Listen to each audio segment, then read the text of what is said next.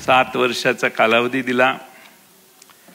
शेवटी पक्षाने नव्या चेहऱ्यांना संधी देणं आवश्यक आहे। मी या निमित्तानं तुमच्या सर्वांच्या देखत एवढीच साहेबांना विनंती करेन, ऐकत माझं भाषण मला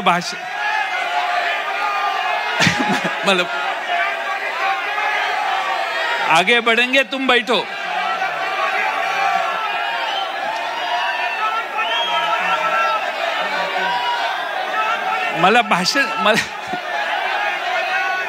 तुम बैठो, तुम्ही बसा, खाली बसा, नाना खाली बसा, खाली बसा, खाली बसा, नाशिककरांनी खाली बसावं।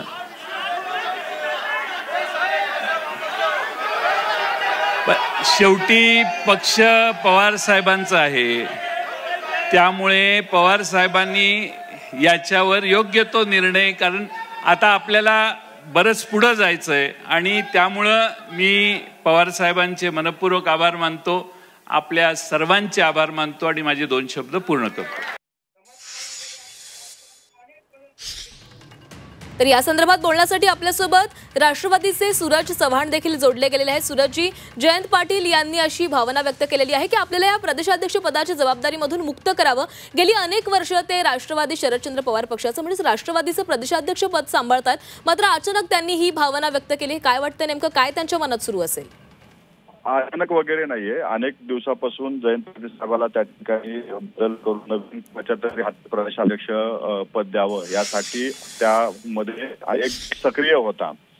त्या गटामध्ये बरेच लोक होते किंवा त्या पक्षातले।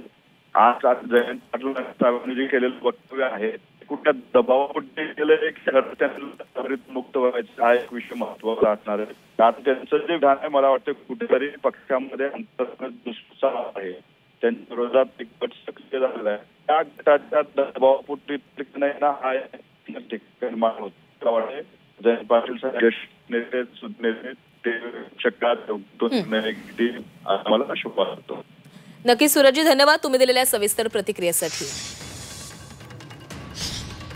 तर जयंत पाटील यांनी प्रदेशाध्यक्ष पदाचा राजीनामा देण्याची इच्छा व्यक्त केलेली आहे। राष्ट्रवादी शरदचंद्र पवार पक्षाच्या म्हणजेच राष्ट्रवादीच्या या वर्धापन दिनाच्या सोहळ्यादरम्यान त्यांनी ही इच्छा व्यक्त केलेली आहे। शरद पवारांसमोरच जयंत पाटील यांनी ही मागणी केली। नवीन चेहऱ्यांना संधी द्या असं जयंत पाटील म्हणालेले आहेत आणि आपल्याला या प्रदेशाध्यक्ष पदातून मुक्त करा अशी मागणी जयंत पाटलांनी केली आहे। 7 वर्षाचा कालावधी दिला। शेवटी पक्षाने नव्या चेहऱ्यांना संधी देणं आवश्यक आहे। मी या निमित्तानं तुमच्या सर्वांच्या देखत एवढीच साहेबांना विनंती करेन, ऐकत माझं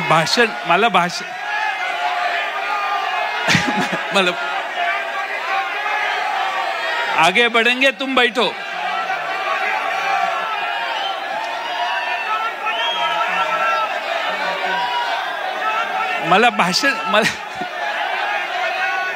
तुम बैठो, तुम्ही बसा, खाली बसा, नाना खाली बसा, खाली बसा, खाली बसा, नाशिककरांनी खाली बसावं।